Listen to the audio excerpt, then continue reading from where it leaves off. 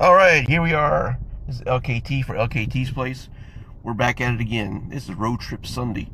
Now, some of you subscribed yesterday, so that's good. We picked up a few new subscribers.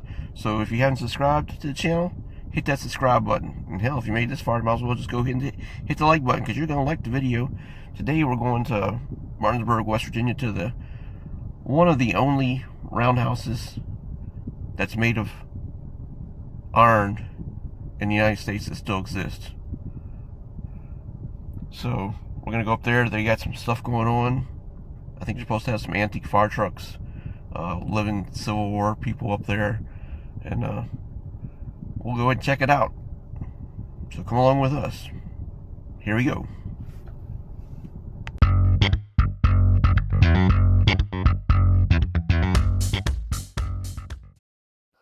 So for my non-railroad friends, this is the roundhouse. This is where they repair locomotives and steam engines. And this one dates back to the 1800s. And this is the inside of it. This one's pretty empty. That caboose over there, right there, was just restored. And that's the only piece of railroad equipment that's in this particular roundhouse. And as far as the Civil War and fire trucks, well, here's the Civil War stuff that they had. Some Civil War guns. And let's see here. Got some swords there. Because what happened was nobody showed up on Saturday, so most people left. So, and only one fire truck came, and this is some stuff that was found on the battlefield and relics from the Civil War. They had them on display. Also, they had a sewing machine. There's one of the sewing machines they had on display from back in the Civil War time. And there wasn't too much going on. So, we got a tour of the place, though. Design, and this is like the only photo that we know that that still is around, and it's pretty much staged. So all these people in here, the B&O had rounded up a bunch of artists, and they were taking them on a tour from Baltimore up to Wheeling, and they stopped here just for kind of like a photo op, and just had everybody get out there and took photo with the train. And we're not really sure what this is. I'm guessing maybe potash, because it definitely looks different from the coal and the tinder. Mm-hmm. So this is the roundhouse that Stonewall Jackson and 8,000 of his men knocked down in 1861. And not only did they knock the roundhouse down, but they tore up all the track and they twisted it. Anything that they left behind, they made it so that they were not able to use it again. And so this roundhouse complex here was rebuilt between 1866 and 1872. So like the roundhouse that burned down in 1990 out there, that was like one of the last things built. So the roundhouse here and the bridge and machine shop next door would have been right at 1866, and then the frog and switch next door, blacksmith shop, sawmill would have been after, and then after that would have been that last roundhouse. Go on over into the frog and switch shop. So this right here is a photo of like a really big, what they call maybe a frog. My son calls them diamonds. But basically they built in here where the tracks would cross. So it could either look like that, or over here we have like a true X. Or it could be just a simple diamond where the train tracks cross. So they did more than just the train engines. So that's, because those frogs could get really big, that's why this middle is open. We have tracks here. So the middle tracks here, we have several different orientations for the tracks. So the middle ones are going to be for the hand carts that we have around the building, and then the outer two would have been train cars, and they could have gone out to the other roundhouse. Oh wow! Is it other roundhouse still standing? No. This one? Do you see another roundhouse? Is it still standing? Yeah. Okay. Look out. What do you see? That's the ruins of it. It's the ruins. Yeah. It was burned in 1990.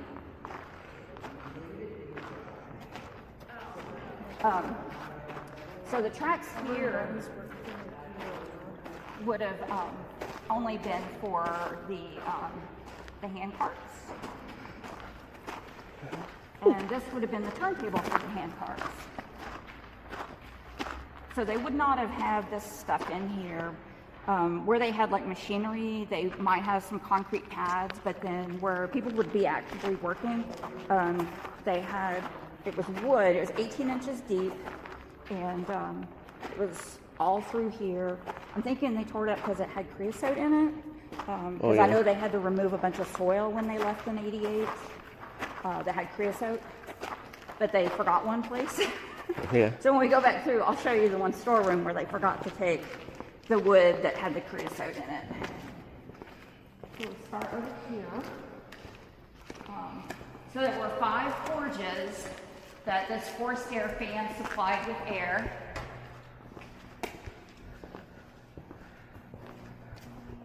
And I was able to talk to a few people during the home show that actually worked back here when this thing was running, and he said it was not noiseless. It says warranted noiseless. So, yeah, I've looked. I haven't been able to find a date on it. So I'm guessing it's probably the original one that they had back here from the 1860s. But it ran the forge over here to the right, this furnace to the left. There's a forge back here. There would have been a forge over there, and then the leaf spring repair oven is back there that has kind of that black hood on the top of it. In the front of the Frog and Switch, where we just were in the front corner, they actually had a 15-head drill press. This is a 4-head. I'm thinking that was just donated. I don't think it was really back here. And this one would not have been like period when they first were back here, because I do see some electrical cords on it.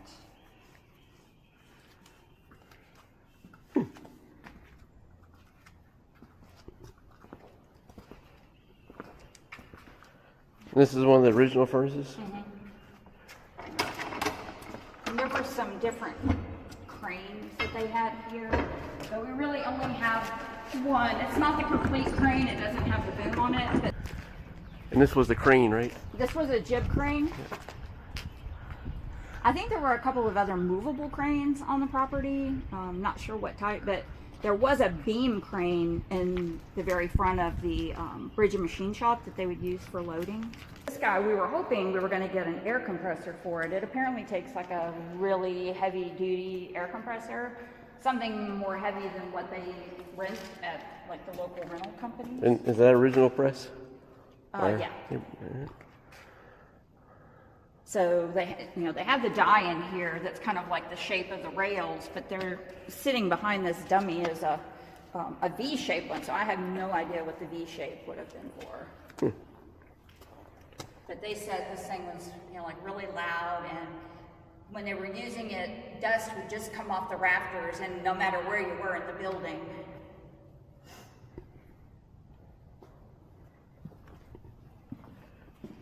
Yep. Non-blacksmith related.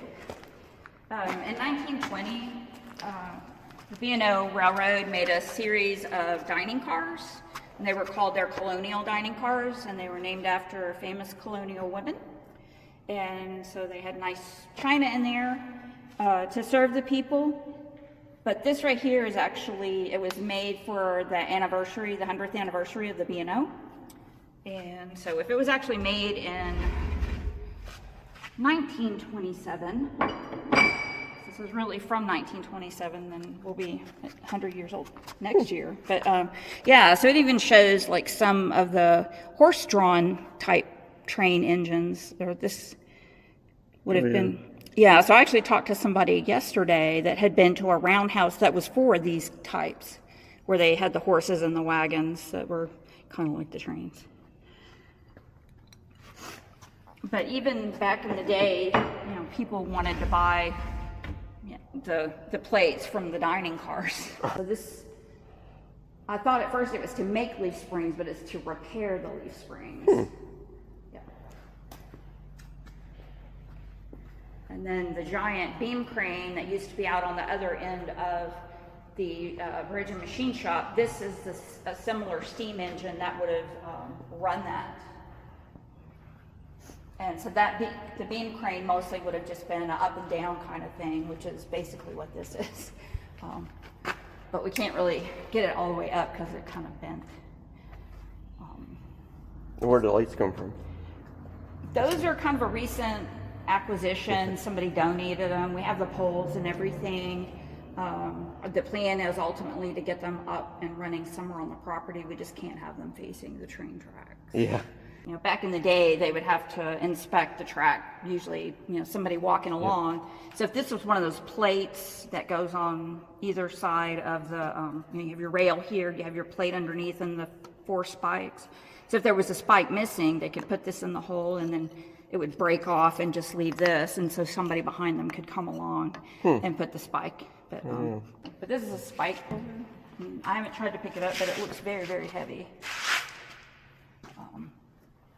Let's see, we have switch heaters. So back when things had to be, switches had to be moved by hand, you could put some hot coal in there and then lay it down, and when the ice would melt, you could take it up and then move your switch to however, you know, which way it needed to go. Of course, a hand drill press. I don't think it actually really operates right now. Had somebody trying to get it to work one day. This is actually a printout of people that used to work here back in '79, and yesterday we had a family here and the lady's father worked here during that time, and she found his name on there. He was a welder over in the bridge and machine shop. Yeah, so here, like, you know, this would be in here. And then they could come in and put a spike in. Do you know what these are? The insulators? Is that what that is? Mm-hmm. Okay. Yeah. For the electric line that runs down the side of the track. Yep. They're just bigger than the little ones like that. So, I didn't know we had one of these back here.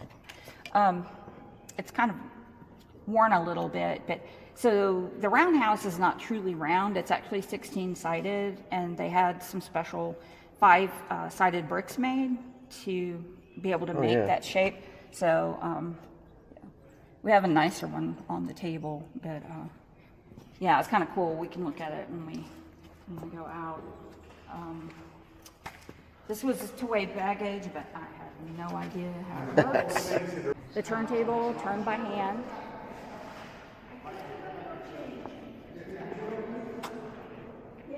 And where these wood pieces are, those are actually pits, so they could get in under the train, oil anything that needed to be oiled.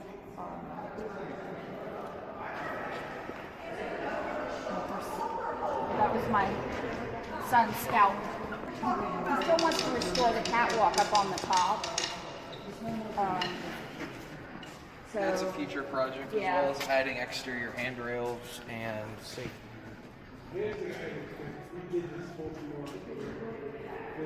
So this is an I-5 caboose. It's the last one with a cupola. After that, they went to what they called a bay window, so it was more like just straight. It wasn't angled. But the interesting thing about this is it's steel in the steel plate on the front and back, and then underneath the wood, there's a steel frame. And so originally, the wheels would have been closer together, and they were having problems with some of these when they were pushing them up or pulling them up the mountain. They would derail because I guess they weren't quite weighted properly. And so they decided to push the wheels out so that part of them are under the platforms, And that helped some, but then they also, from here to down to here, under the wood floor and above the frame, they put concrete, like a layer of concrete. And so this guy ran the rails until 1974, ran between Grafton and Parkersburg.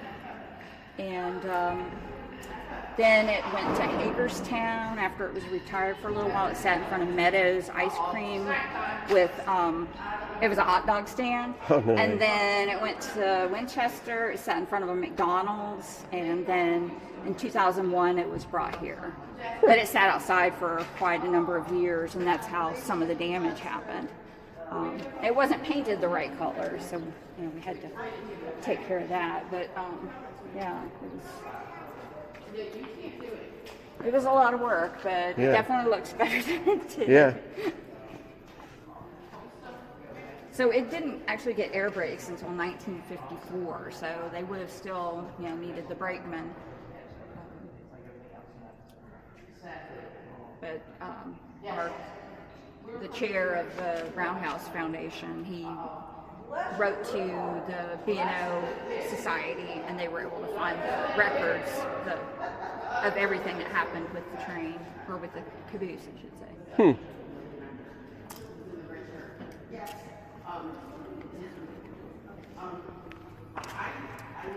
Here in the floor, we actually have an example of like a very simple frog.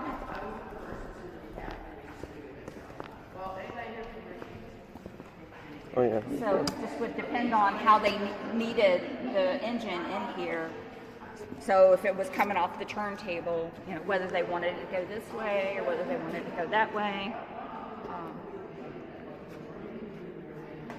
But it wouldn't have left the building from here. They probably would have sat it over here to have it, get worked on.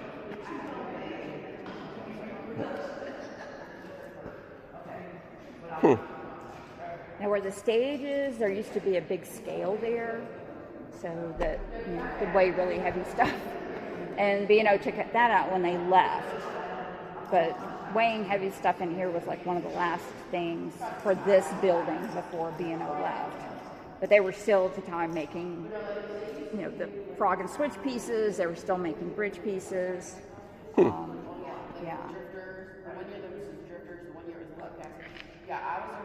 There's like 112 windows up there, and 22 of them got replaced in the fall because they were leaking or letting rain in.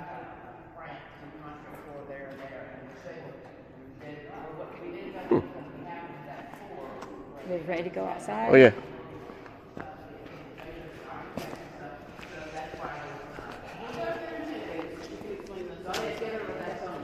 Sorry. Elaine, is it okay if I bring my parking trailer in here?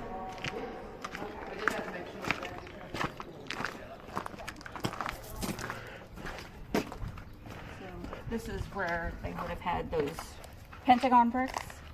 Oh, yeah.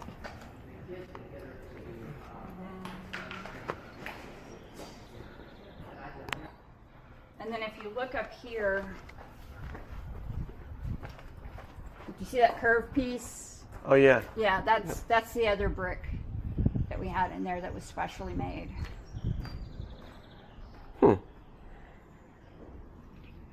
Yeah, the guy that designed this place, he liked to do a lot of different little embellishments. So he had the bricks that to me look like teeth. I don't think they really served any purpose.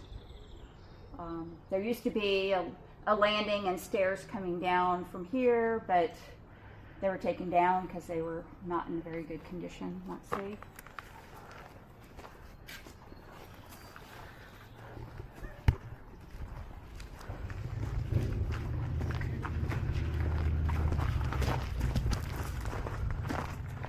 Now this portion right here would have been an addition around 1910.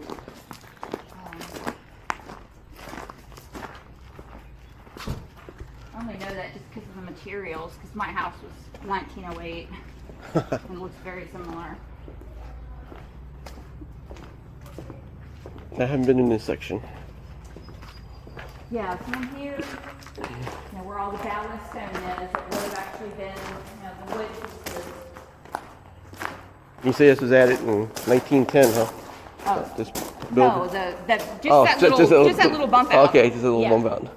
Yeah. Oh, So that Look little at bump those out. windows. Yeah. Those windows, I like these windows. Yeah. yeah. So that was an office area. Okay. Over there.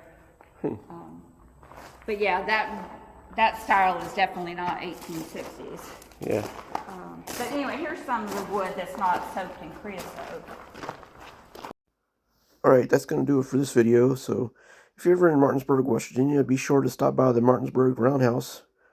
It's right in the middle of town. You'll see some neat stuff, and maybe you can learn a thing or two.